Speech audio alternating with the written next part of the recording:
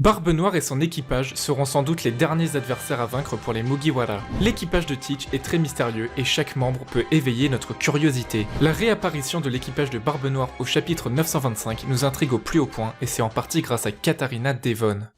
Salut tout le monde, c'est Mush, le pirate qui vaut 342 millions de berries. Aujourd'hui, nouvelle vidéo à propos de Katarina Devon. Mais avant de commencer, je vous présente le nouveau design présent sur la boutique, Trafalgarlo Wano Kuni. Le lien est dans la description et merci infiniment à tous ceux qui me soutiennent en achetant sur cette boutique. Sans plus attendre, on peut commencer.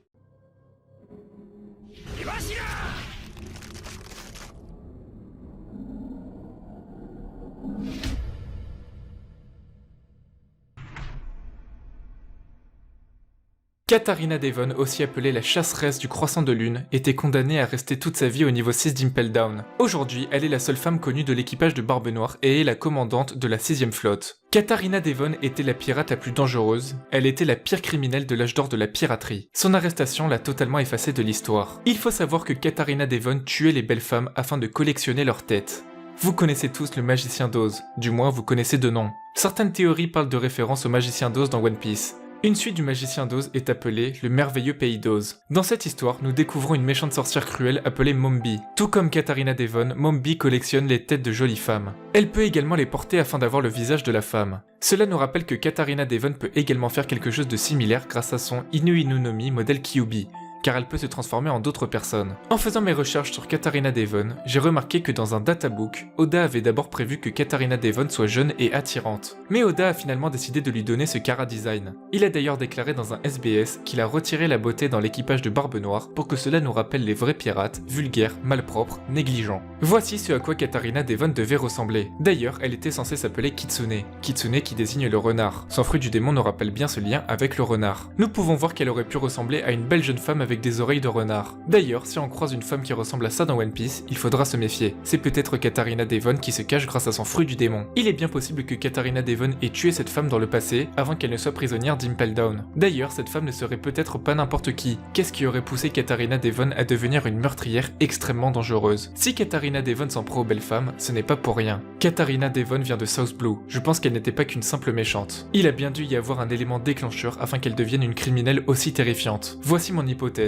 Et si Katarina Devon était issue d'une famille royale, et qu'à cause de son visage repoussant, elle n'a pas pu monter sur le trône en tant que princesse héritière, et c'est sa sœur qui l'aurait remplacée. Ainsi potentiellement, cette jeune fille n'aurait pas été dessinée au hasard par Oda, et il s'agirait de la sœur de Katarina Devon. Cette injustice l'aurait rendue complètement hystérique jusqu'à en arriver à tuer sa famille et sa sœur. Un traumatisme tellement grand qui expliquerait pourquoi elle s'en prenait particulièrement aux jolies femmes.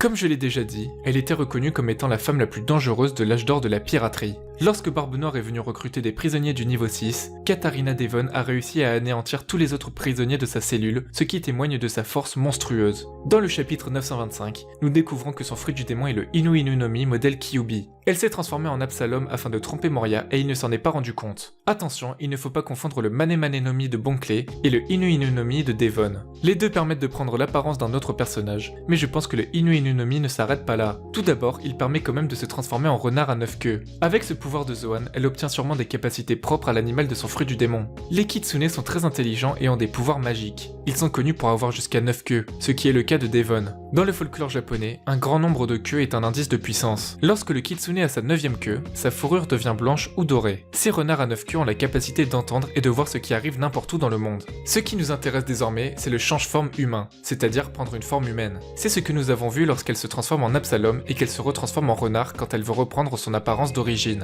Pour un renard à 9 queues, dans le folklore japonais, le prérequis pour se transformer est de placer sur sa tête un roseau, une feuille ou un crâne. Et là, ça fait bien référence au fait que Katarina Devon collectionnait les têtes des jolies femmes. Elle posait un crâne sur sa tête pour ensuite se transformer. Et c'est là qu'on peut avoir une différence avec le Mane Mane no Mi. Il est bien possible que pour que Devon prenne l'apparence d'une personne, il faut que cette personne soit déjà morte. Je reparlerai d'une potentielle utilisation plus tard dans la vidéo. D'autres capacités surnaturelles sont présentes, telles que la création d'illusions, ou encore prendre des formes fantastiques comme un arbre gigantesque ou même une seconde lune dans le ciel. Et ce détail m'a interpellé car je vous rappelle que Katarina Devon est appelée la chasseresse du croissant de lune. Je vais vous parler d'une dernière possibilité pour son pouvoir, même s'il en reste bien bien d'autres encore, mais il est évident qu'elle n'aura pas toutes les capacités propres au renard à 9 queues, car elle serait bien trop puissante et le rapport de force serait complètement déséquilibré. Le Kitsunetsuki signifie être possédé par un renard. La victime est toujours une femme. Le renard entre en elle en passant sous ses ongles ou à travers sa poitrine. Il serait ainsi possible que Katarina Devon puisse posséder une personne afin de faire surgir des comportements anormaux chez cette personne.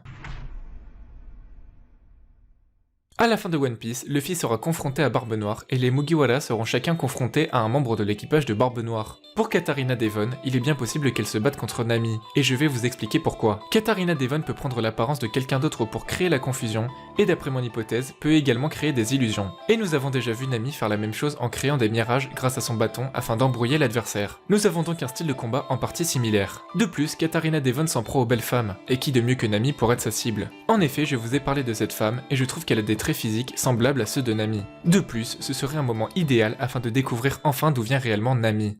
Il y a 20 ans, le royaume d'Oikot a été attaqué par des pirates. C'est ici que Belle-Mère a trouvé Nojiko et Nami. Et si ces pirates qui ont attaqué le royaume d'Oikot étaient en fait Katarina Devon et son équipage? En effet, Katarina Devon s'en serait pris aux belles femmes présentes aux environs et aux princesses du royaume. Et parmi ces femmes se trouvait la mère de Nami. Katarina Devon pourrait ainsi reconnaître le visage de Nami et se transformer en sa mère qu'elle a tuée dans le passé. Nami reconnaîtra immédiatement sa mère et comprendra que c'est elle qui a détruit le royaume d'Oikot. Prise de rage, elle se battra contre Devon et finira par la battre afin de continuer et terminer l'aventure aux côtés des Mugiwara. Par conséquent, nous aurions enfin une réponse concernant le mystère de la mort de la mère de Nami et on pourrait avoir une scène très émouvante et mémorable. Évidemment, tout cela n'est qu'une théorie et ces hypothèses sont donc à prendre avec des pincettes, mais je trouve ça intéressant d'imaginer un passé et un potentiel rôle à des personnages qui seront importants dans le futur de l'œuvre. N'hésitez pas à me dire en commentaire ce que vous en pensez. Voilà pour cette vidéo, si elle vous a plu, n'oubliez pas le pouce bleu, abonnez-vous pour augmenter ma prime, objectif 400 millions de berries, le lien vers ma boutique est dans la description. On se retrouve pour une prochaine vidéo, ciao tout le monde.